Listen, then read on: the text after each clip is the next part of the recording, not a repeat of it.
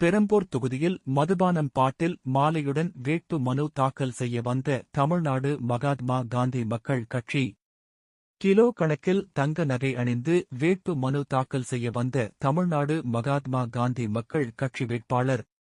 ஒரு பானை சோற்றுக்கு ஒரு சோறு பதம் என்பது போல் 234 தொகுதிகளில் நட்சத்திர தொகுதியாக உள்ளது பெரம்பூர் தொகுதி. ஒரு தொகுதியில் வெற்றி பெற்று 234 தொகுதியையும் திரும்பி பார்க்க வைப்போம். தமிழ்நாடு மகாத்மா காந்தி மக்கள் கட்சி தலைவர் டக்சன் விஜய் பேட்டி.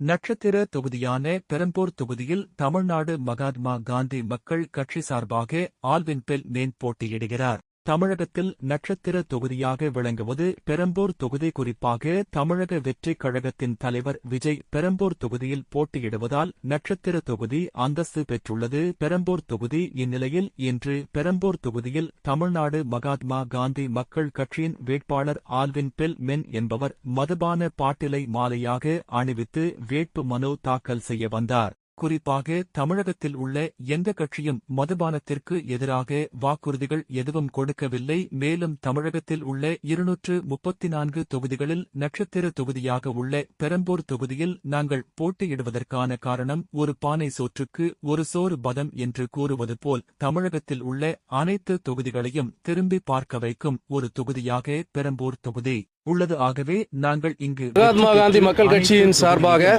அருமை தம்பி ஆஸ்லின் பெல்மின் அவர்கள் இன்று பெரம்பூர் சட்டமன்ற தொகுதியில் வேட்பாளராக களமிறக்கப்படுகிறார். ஒரு பானை சோற்றிற்கு ஒரு அரிசி பதம் என்பது போல 234 சட்டமன்ற தொகுதிகளில் நட்சத்திர அந்தஸ்து பெற்ற இந்த விஜய் அவர்கள் போட்டியிடுகிற பெரம்பூர் சட்டமன்ற தொகுதியில் போட்டியிடுவதாக இன்று தீர்மானிக்கப்பட்டுள்ளது. மகாத்மா காந்தி மக்கள் கட்சியின் சார்பாக தமிழ்நாட்டிற்கு பூரண மதுவிலக்கு வேண்டும். ஒரு துளி மதுவில்லாத தமிழகம் எங்களுக்கு வேண்டும். போதை கலாச்சாரத்தால் இளைஞர்கள் சீரழிந்து கொண்டிருக்கிறார்கள். இதற்கு ஒரு மாற்றம் வேண்டும். பெண்களுக்கு எதிராக பாலியல் வன்கொடுமைகள் நடந்து கொண்டிருக்கிறது.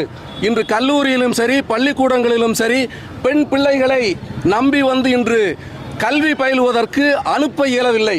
ஏனென்றால் வேலியே பயிரை மேய்வது போல அந்த ஆசிரியர்களே இன்று பாலியல் வன்புணர்வு செய்கிறார்கள். இந்த நிலை மாற வேண்டும்.